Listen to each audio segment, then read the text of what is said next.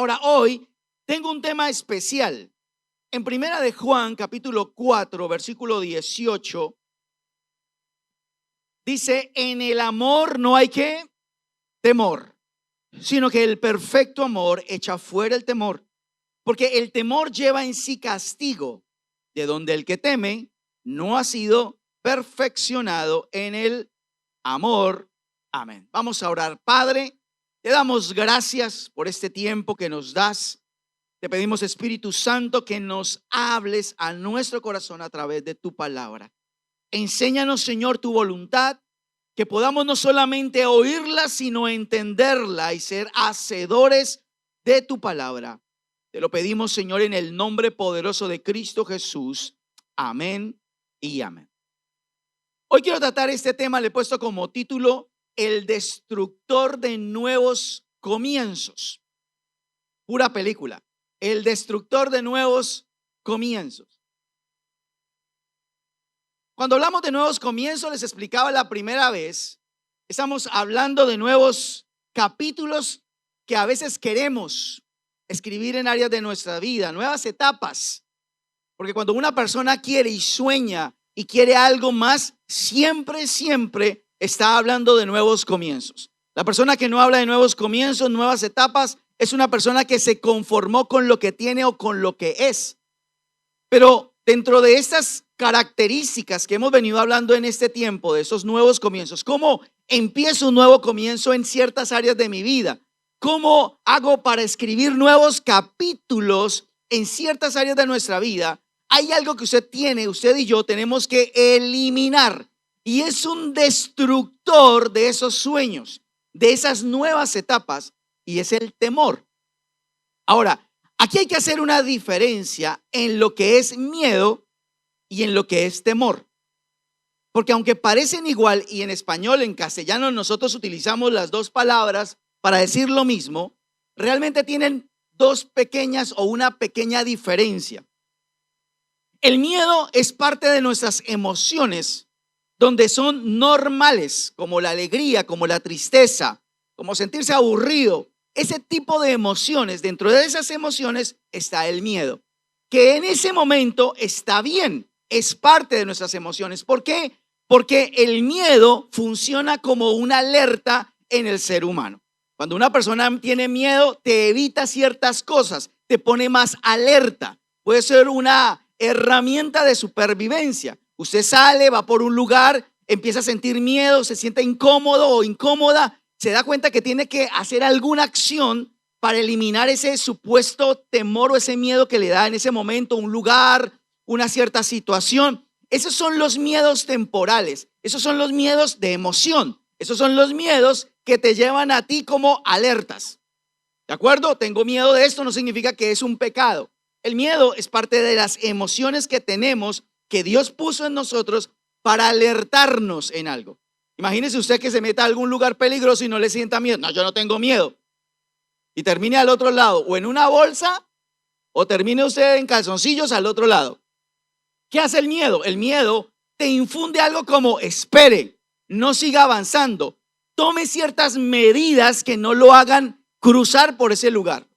¿De acuerdo? Y yo pienso que todos nosotros hemos tenido la experiencia alguna vez de sentir ese tipo de miedo, y que a causa de ese miedo, gracias a Dios, se evitó usted un lío, un problema que pudo haber ocurrido.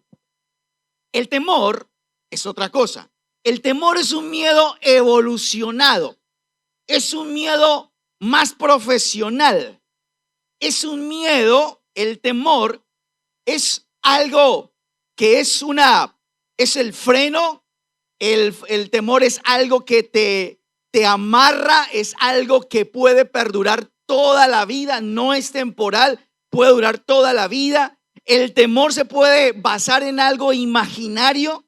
El temor muchas veces es de algo imaginario, algo que usted cree que va a pasar y ya le tiene temor y ni siquiera ha ocurrido.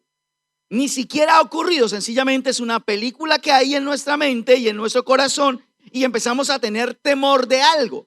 El temor es tan peligroso en la vida de un ser humano, pero tan peligroso, que puede afectarnos mentalmente, nos puede afectar físicamente, emocionalmente nos puede afectar. El temor es un destructor. ¿Por qué es un destructor? Porque la Biblia llama que el temor es como un lazo, un freno, algo que te dice no puedes avanzar, no puedes hacer esto, no lo vas a lograr. Es algo que te lleva al conformismo, al esperar sencillamente y sentarte a que pasen los días y los años. El temor no te deja avanzar. Los miedos no te dejan avanzar. Ahora, para alimentar un poco más todo esto, en la Biblia hablamos tomé 4 personajes que en algún momento de sus vidas tuvieron un temor. Y vamos a ver cómo influyó el temor en ellos. ¿Qué fue lo que pasó en ellos cuando el temor no es un temor del momento, es un temor arraigado en sus vidas? El primero está en Génesis capítulo 15, versículo 1 en adelante. Y vamos a hablar de la vida de Abraham, un tema muy conocido, un personaje muy conocido. Dice en Génesis 15:1, después de estas cosas vino la palabra de Jehová a Abraham en visión, diciendo, ¿qué le dijo? No temas. Lo primero que le dijo a Abraham en esta conversación que Dios abre con él es, no temas. Algo estaba viviendo Abraham. Algo estaba pasando en la vida de Abraham. No era un miedo. No era un miedo. Ya era un temor. Entonces, lo primero que el Señor arranca diciendo en la conversación que él inicia con Abraham es, no temas. Hasta ahora no se sabía el por qué. Sencillamente Dios abre como el Dios que nos conoce y le dice, no temas, Abraham, yo soy tu escudo y tu galardón será sobremanera grande.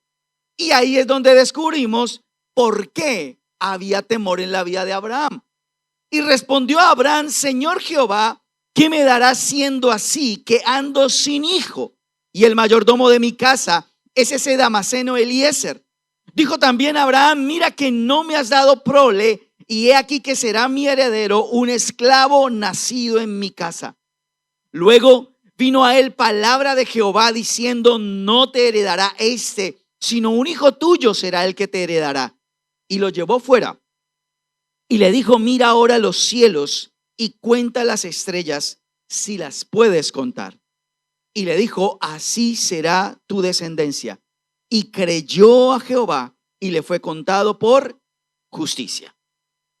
La Biblia no narra cuánto tiempo pasó desde el momento, si usted conoce toda la historia, desde el momento que Dios a un hombre de 75 años con una esposa estéril le dijo que iba a tener un hijo. En el capítulo 12 de Génesis arranca esa promesa, pero en el capítulo 15 no habla cuánto tiempo había pasado, pero por lo que vemos había ya pasado algunos años. Los años tales que Abraham empezó a dudar con respecto a esa promesa que Dios le iba a dar. Fue tanto los años que una de las cosas que yo quiero que usted aprenda hoy, que uno de los primeros efectos que causa el temor en la vida de uno es que afecta los pensamientos. Abraham, no sé, supongamos que hayan pasado 5 años desde que Dios le dijo que iba a tener un hijo hasta ese momento, 5 años. Abraham habían pasado 5 años y su mente estaba dando vueltas. ¿Por qué? Si Dios me prometió un hijo, ¿por qué no me lo ha dado? Yo siempre les he dicho a ustedes, el mayor enemigo de la fe es el tiempo. Porque una cosa muy fácil creer, que es muy fácil creer, es cuando tú oras hoy y mañana tienes la respuesta. Pero cuando pasa un año, cuando pasan 3 años, cuando pasan 5 o 10 años en tu vida y no ves el cumplimiento, automáticamente, escúcheme bien, los pensamientos empiezan a trabajar de manera contraria, empiezan a trabajar de la manera negativa, empiezan a trabajar en contra de cada uno de nosotros. Tanto que Abraham ya lo que pensaba es, voy a tener un hijo, no voy a tener un hijo, y el que me va a heredar va a ser un siervo de mi casa, el más viejo. Porque en la cultura así era. Si el dueño, el hombre rico no tenía herederos, el siervo más antiguo se llevaba la herencia de su señor. Entonces él decía, pues Señor, a esta altura, así como vamos, el que me va a heredar va a ser un hijo, porque tú no me has, mi siervo, porque tú no me has dado un hijo.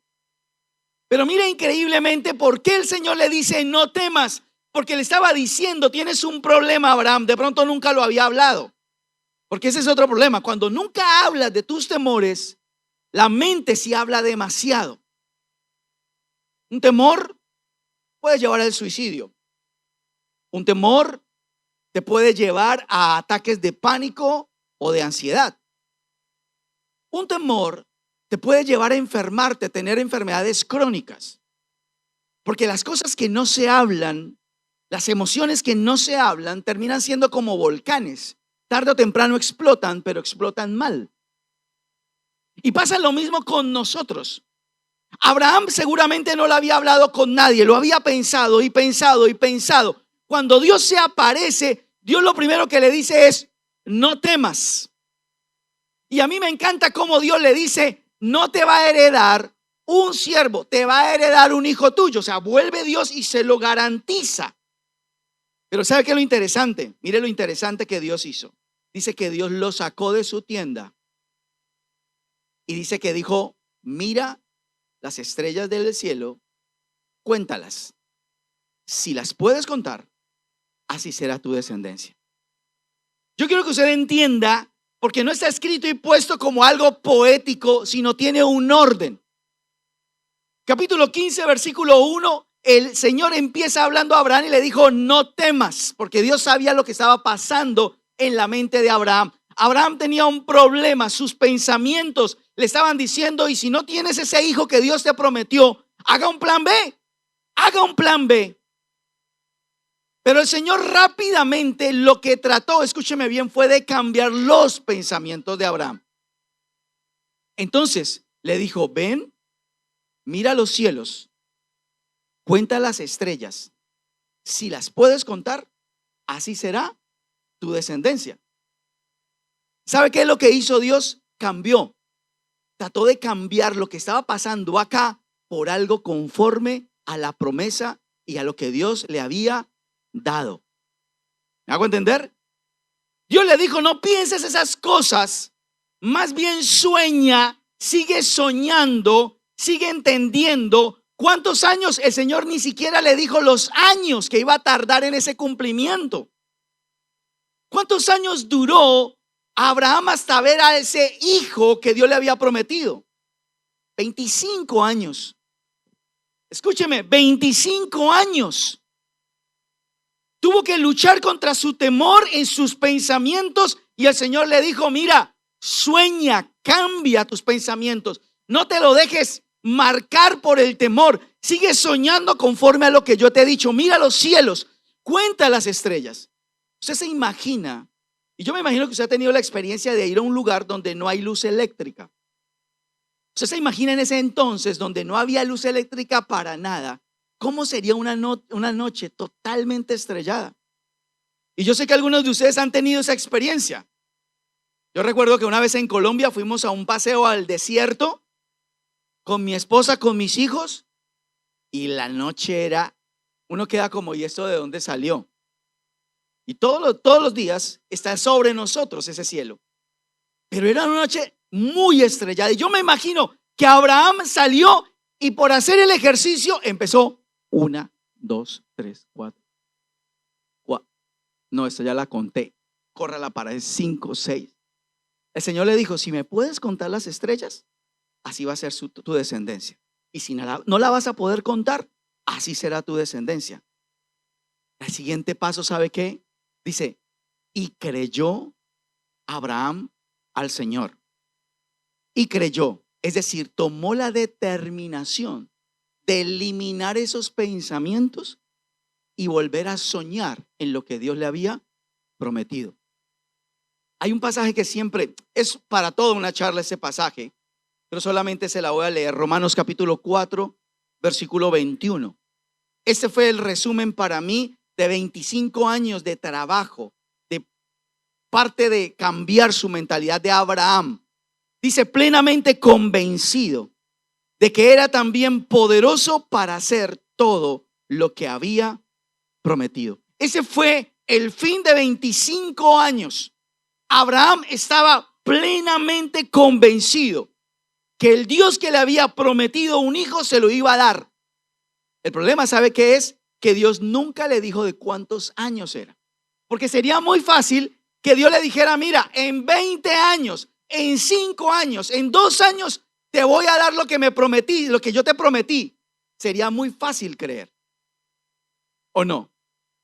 Si usted tuviera un tiempo, yo tuviera un tiempo y el Señor me decía, no te preocupes, espera 2 años y lo vas a tener, pues me espero los 2 años.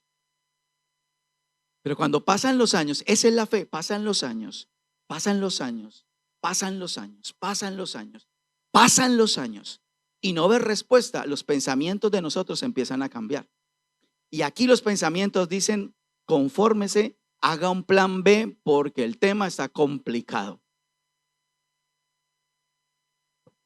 Segundo ejemplo, está en Jueces capítulo 6, versículo 12 al 16. Jueces 6, 12 al 16 dice, y el ángel de Jehová se le apareció y le dijo, Jehová está contigo, varón esforzado y valiente. Y Gedeón le respondió, Señor mío, si Jehová está con nosotros, ¿por qué nos ha sobrevenido todo esto? ¿Y dónde están sus maravillas que nuestros padres nos han contado diciendo, no nos sacó Jehová de Egipto? Y ahora Jehová nos ha desamparado y nos ha entregado en mano de los madianitas. Y mirándole Jehová le dijo, ve con esta tu fuerza y salvarás a Israel de la mano de los madianitas. ¿No te envío yo? Entonces le respondió, Señor mío, ¿con qué salvaré yo a Israel? He aquí que mi familia es pobre en Manasés y yo el menor en la casa de mi padre. Jehová le dijo, ciertamente yo estaré contigo y derrotarás a los madianitas como a un solo hombre. Gedeón, juez del pueblo de Israel, estaba pasando una situación porque todo el pueblo de Israel estaba en un momento crítico donde los enemigos de Israel venían, les robaban el ganado, recogían lo que ellos habían cosechado y más adelante en los pasajes, versículos anteriores, dice que el pueblo de Israel empobrecía. Cuando se le presenta el ángel de Dios para decirle que él iba a ser el juez, el salvador de Israel, Gedeón no lo creyó. ¿Por qué no lo creyó? Porque Gedeón, si usted mira todo el contexto de la historia, tenía temor y tenía miedo. ¿Por qué tenía el temor? El temor en ese momento ocurre por dos cosas.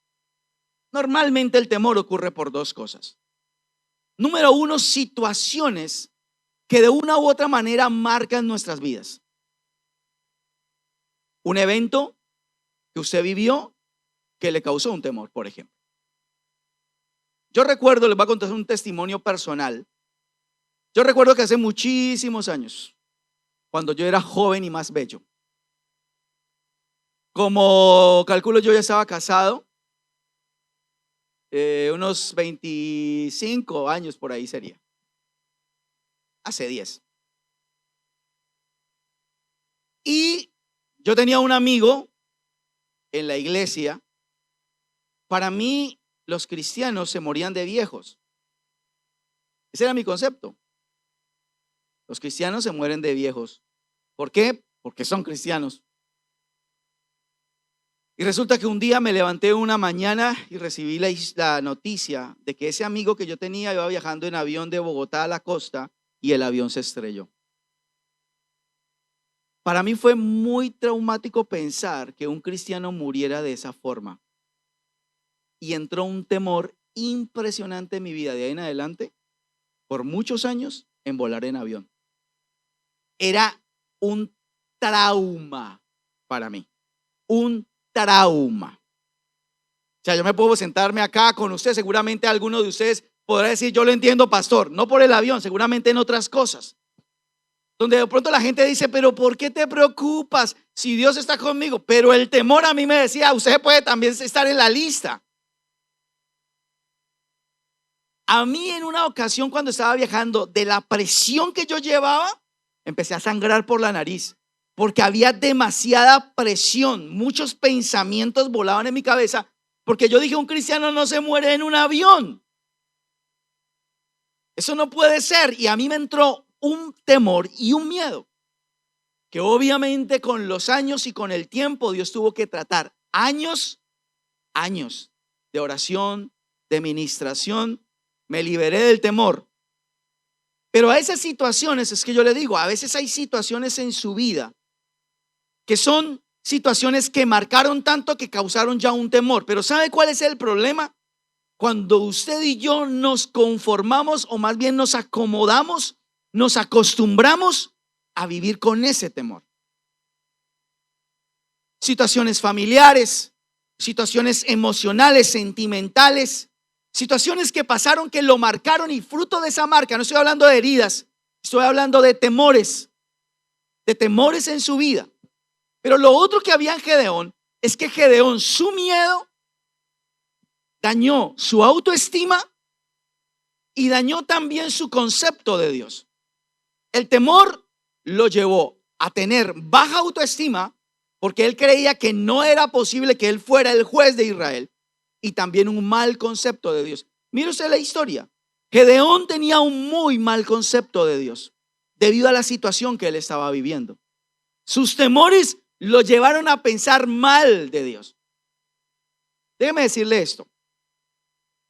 Esto para que usted lo analice, usted lo piense. A veces hay gente que está herida con Dios. En el fondo, aunque no lo llamen de esa forma, están heridas con Dios. ¿Por qué están heridas con Dios? Porque Dios no les cumplió o no les ha cumplido lo que les ha prometido, o por alguna situación que pasó, que usted oró, que usted ayunó, que se levantó a las 5 de la mañana a intercesión cada vez que el pastor dijo intercesión, que cada vez que había un ayuno los sábados usted se metía en su ayuno porque usted creía, porque usted sabía, porque Dios lo podía hacer. Pero cuando no lo logró, terminó usted como resentido con Dios. ¿Cómo peleas con Dios? ¿Quién pelea con Dios y gana algo? Pues sencillamente tú peleas con Dios y te quedas callado, porque al fin y al cabo es Dios. ¿Qué más le podemos hacer? Gedeón era un hombre resentido con Dios. No solamente tenía un problema de autoestima, estaba resentido con Dios.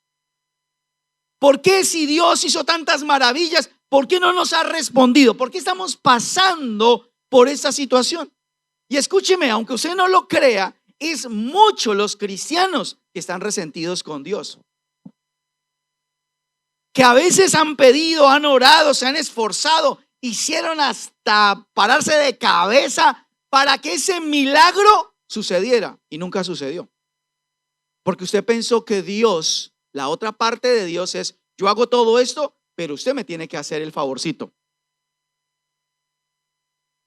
Y mucha gente, cuando no ve la respuesta de Dios o no vio la respuesta de Dios, terminan estando resentidas con Dios. No dicen nada, ¿cómo pelean con Dios?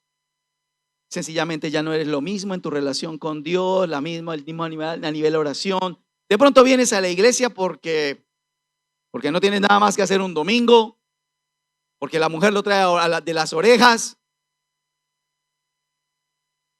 Pero mucha gente está resentida con Dios y sencillamente siguen una vida cristiana que no es tan cristiana al mismo tiempo. Ese hombre Gedeón, su temor estaba fundamentado en lo que era su familia.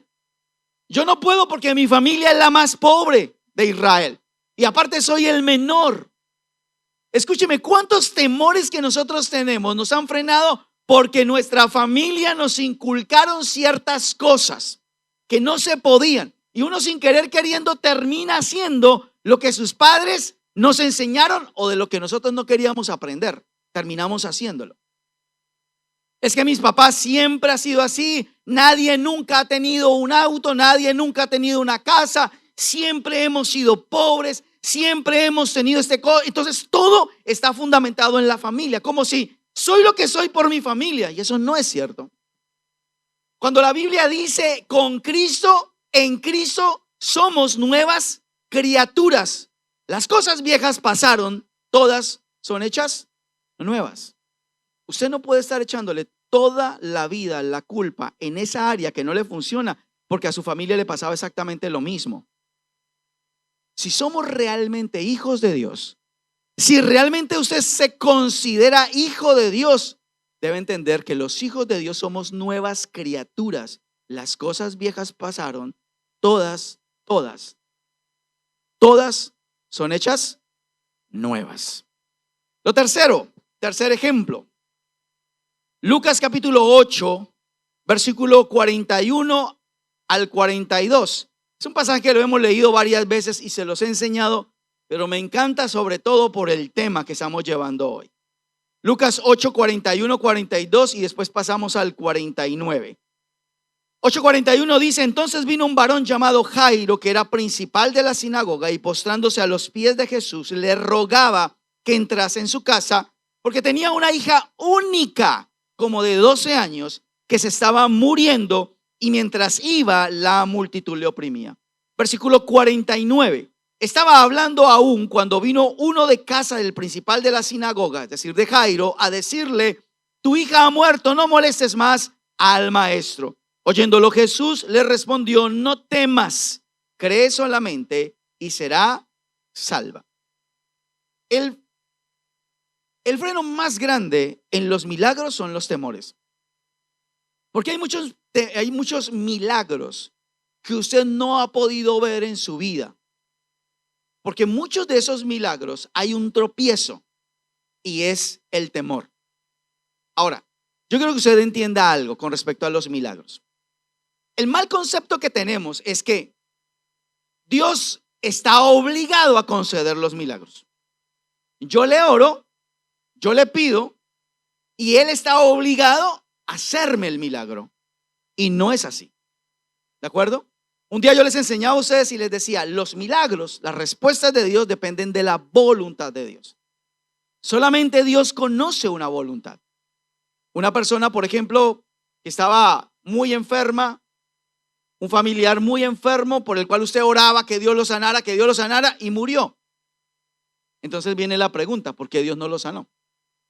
Y un día yo les decía, es de las preguntas que la verdad para uno como pastor no la sabe responder.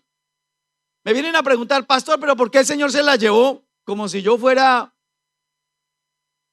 Dios en forma de hombre. Yo no tengo ni la más remota idea. No me haga esa pregunta, porque no tengo idea por qué Dios se nos llevó el ser querido. Pero si era tan joven, ¿por qué era tan viejo? ¿Por qué era tan niño? Con tanta vida por delante. Hay respuestas, dice la Biblia, que hay cosas que son dadas para nosotros, son reveladas a nosotros, pero las secretas le pertenecen a Dios. Entonces, ¿qué pasa ahí? Es cuando usted y yo entendemos algo que es la voluntad de Dios. ¿Por qué la entendemos? Porque la voluntad de Dios es buena, agradable y perfecta. No sabemos por qué ocurrió eso. Duele, obviamente va a doler toda una vida. Pero sabemos que Dios es un Dios bueno, su voluntad es buena, es agradable y es perfecta. A veces uno quiere orar y, como el pastor Castellanos enseña, mientras haya vida y esperanza, ores horas y horas. Mientras esté vivo hay que orar pidiendo algo de parte de Dios. Pero llega un momento donde partió, se acabó el asunto. Hay una historia que me llama mucho la atención en la Biblia acerca de un hijo que tuvo David. ¿Se acuerdan que tuvo un hijo con Betsabé, la que era esposa de Urías, y que le hizo todo una trama y se quedó con la chica y mató al marido? Bueno, parece una historia complicada. El tema fue que al acostarse con esta mujer queda embarazada, ¿no? Y después de que el marido se va, él la toma como esposa, tiene un hijo y el hijo se enferma. Y él empieza a ayunar, él empieza a orar, él se vistió de cilicio como la época, etcétera, etcétera. Empezó a buscar de Dios, no comía, ayunaba, lloraba por el niño. Y el niño muere, y dicen que los siervos, cuando iban a decírselo, temían decírselo porque no sabían cómo iba a reaccionar. Porque ellos pensaban: si esto hizo con la esperanza de que su hijo viviera, cuando le demos esta noticia se nos va a morir el rey. Y ellos ninguno se atrevía a decirle. Pero el rey empezó a darse cuenta que había un ambiente como medio extraño, como que sus siervos estaban hablando el uno al otro y el mismo rey dijo, ¿el niño murió? Y ellos dijeron, sí, tu hijo murió. Y dice la Biblia que se levantó David, se fue, se bañó, cambió sus vestiduras, se puso nuevamente sus vestiduras reales, se sentó a una mesa y empezó a comer y todo el mundo quedó como, espere, usted debería haberse apuñaleado, haberse abierto el corazón, Y él dice, pero ¿cuál es el sentido? Mientras estaba vivo había una esperanza. Le rogué a Dios y ahora ya muerto, ¿para qué sigo ayunando? Me mato, ya lo que yo pueda hacer no me lo va a devolver. O sea, David increíblemente entendió la voluntad de Dios. Mientras su hijo estaba entre la vida y la muerte, él sabía que podía haber una esperanza.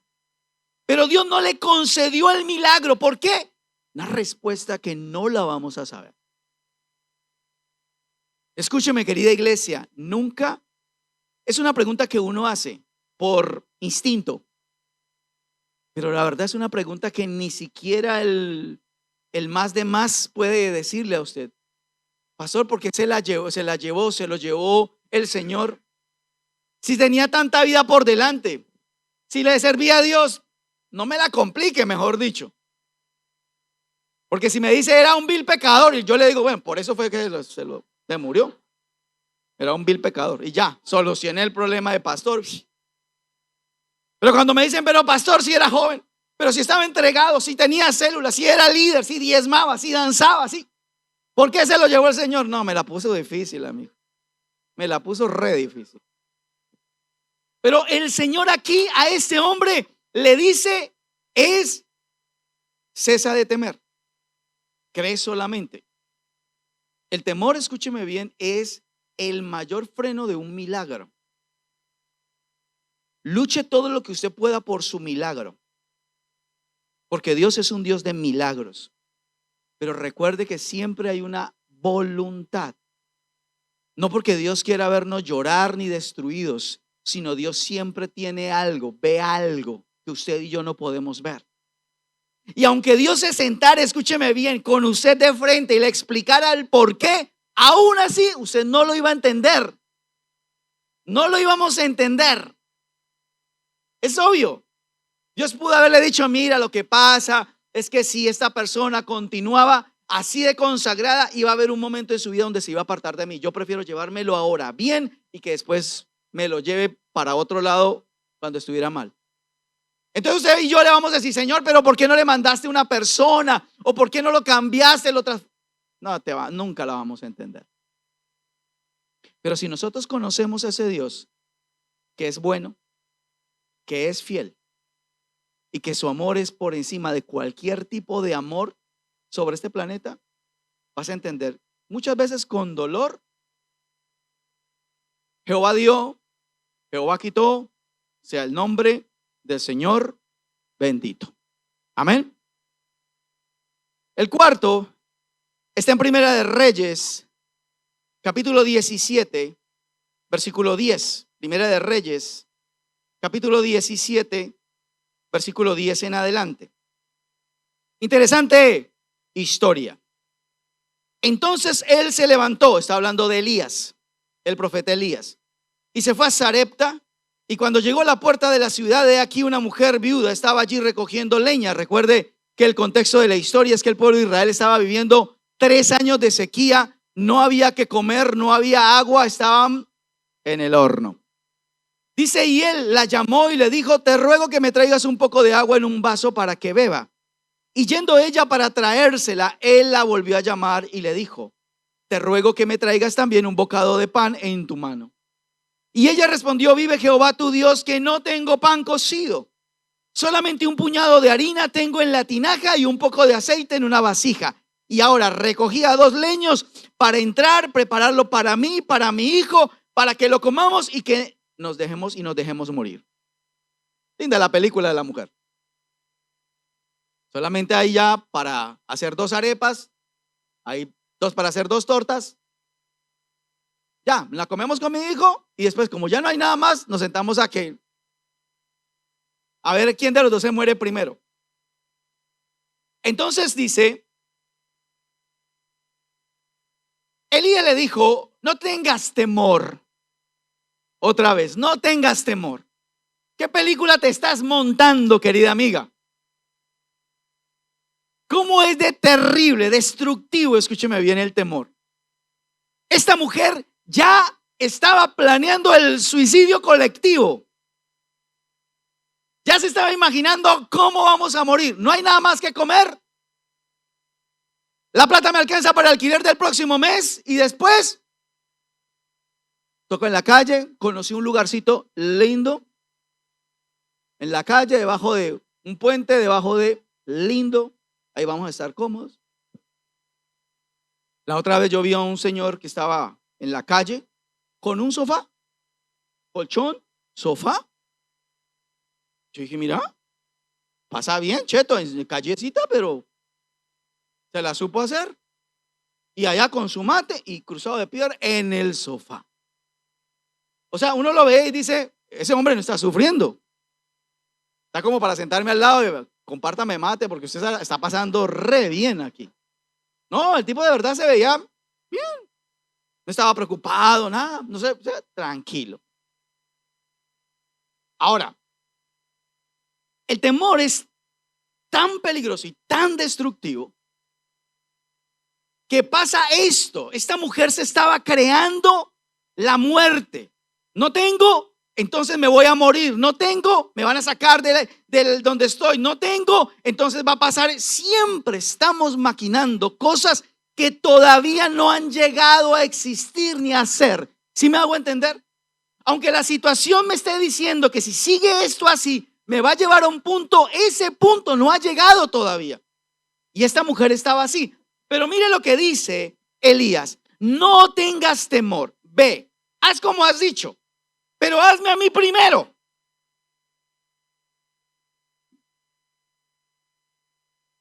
Los pastores son complicados a veces, ¿no? Que no tengo plata y me piden para un aire acondicionado. ¿Por qué no reúnen plata para un mercado para mí? Y obviamente también lo hacemos. Dice, no tengas temor, veas como has dicho, pero hazme a mí primero una pequeña torta cocida debajo de la ceniza y tráemela. Y después harás para ti y para tu hijo. Porque Jehová, Dios de Israel, ha dicho así: la harina de la tinaja no escaseará, ni el aceite de la vasija disminuirá, hasta el día en que Jehová haga llover sobre la faz de la tierra. Y así ocurrió. Ella dijo, no entiendo nada, pero bueno, sacó un puñadito de harina, hizo así, sacó el aceite, hizo así, y de pronto volvió a meter y, ay, aquí hay más harina, volvió a meter aquí también hay más aceite. Quinto día, ay, hay más harina. Décimo día, y así pasaron los días, y dice que nunca sucedió un milagro y nunca se acabó ni la harina ni el aceite. El día que llovió se acabó todo, porque ya la tierra podía producir. Aquí es la parte que yo voy. El temor a veces no nos deja desprendernos para ver la bendición de Dios. Fíjese cómo el profeta le dijo, no le dijo, oh, pobrecita, uy, no, me da tanta vergüenza pedirle a usted. No, mire, la verdad, ojalá muera en paz. Uy, no, yo no sabía que usted se iba a morir tan rápido con su. No, yo me voy a ir donde otra viuda, aparte de todo viuda. Viuda, tenía su único hijo, pero él le dijo, mira, no temas, quítate la película. Pero para tú ver sustento, ver ese milagro en este momento, despréndete de lo tuyo y dame de comer también a mí. A veces, escúcheme bien, en momentos difíciles, en momentos complicados en nuestra vida, Dios siempre nos pide a nosotros algo. A veces aparece alguien o aparece Dios para decirnos, despréndete de esto y yo te voy a dar la bendición que necesitas. A veces uno espera, escúcheme bien, hay una ley espiritual, es una ley espiritual que la he aprendido toda mi vida, en mi vida cristiana, y que la he visto realidad en mi vida. Todo lo que tú siembras, tú lo recoges. El Señor dice, tú siembras con abundancia, recoges con abundancia. Siempre. Porque es una ley que Dios respeta. De cualquier manera, Dios la respeta. Porque a veces nosotros decimos, yo no tengo para dar, entonces yo me reservo esto. No, siempre, escúcheme bien, nosotros como iglesia, Dios nos ha llevado a muchas cosas que conquistar. Como iglesia nosotros hemos sembrado mucho. Muchos de ustedes han dejado muchas cosas por decir para la iglesia. Porque gracias a Dios no tengo un dedo acusador que me diga, y el pastor agarró ese dinero y se compró una camioneta nueva. Porque la que me han conocido es la que tengo desde el 2013. Y ni siquiera yo la compré, me la regalaron. Todo, cada peso que se ha invertido, usted lo ve en cada lugar. Y hay otras cosas que usted no las va a ver ni tampoco yo se las voy a contar. Seguramente las va a ver, pero no le voy a contar de dónde salió eso. Porque ¿saben qué? Eso es lo que yo he entendido. Esta mujer entendió y dice que el milagro ocurrió, no se murió de hambre. Con su hijo no se murió de hambre, sobrevivieron. El temor les había dicho se van a morir, pero ellos se desprendieron de algo y Dios les hizo el milagro que necesitaban. Por eso escúcheme bien, nunca olviden ese principio en sus vidas como cristianos. Siempre, siempre. No siempre se siembra en la iglesia. Ayer hablaba con alguien que está construyendo su casa, por ejemplo, ¿no? Y le pregunté precisamente por su casa, ¿cómo va la casa? Y me dijo, pastor, estoy como frenado. ¿Por qué? ¿Qué pasa? Lo que pasa, pastor, es que queríamos pasarnos ya este mes porque necesitamos pasarnos, pero no tengo quien me ayude.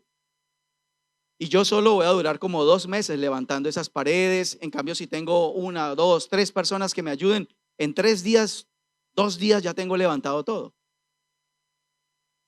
Yo decía, qué bueno si existiera ese tipo de personas que dijeran, mi amigo, mi compañero necesita, no estoy haciendo nada, no sé hacer nada de albañilería. Seguramente pasarle algo, a cebarle mates puedo hacerlo. Y uno decir, voy a hacerlo y vamos a sacar adelante la casa de él, la casa de él, no importa, ¿me entienden? No es solamente dar dinero, muchas veces también es eso, aportar al otro que está pasando, necesita, vamos a correr para aquí, para allá, eso es lo que nosotros queremos hacer. Siempre, escúcheme, es parte importante de esto, es desprendernos de aquellas cosas que a veces nosotros necesitamos desprendernos para ver el milagro de Dios. A veces no es dinero, a veces no es tiempo, a veces es parte del carácter nuestro. Cosas en las cuales tenemos que desprendernos de cosas que no nos sirven para poder ver el milagro de parte de Dios. Y para finalizar, cierro con esto, el pasaje de 1 de Juan 4:18. En el amor no hay temor, sino que el perfecto amor echa fuera el temor. Porque el temor lleva en sí castigo, de donde el que teme no ha perfeccionado, no ha sido perfeccionado en el amor. ¿Cuál es el secreto? La solución perfecta del temor es la experiencia del amor. Esa es realmente la solución, escúcheme, querida iglesia. ¿Cuál es el amor perfecto? El amor de Dios es el amor perfecto. Cuando tú has experimentado el amor de Dios en tu vida, sabes que hay un Dios que te ama y amas a ese Dios, no va a haber temor. El perfecto amor no tiene temor. No tiene temor.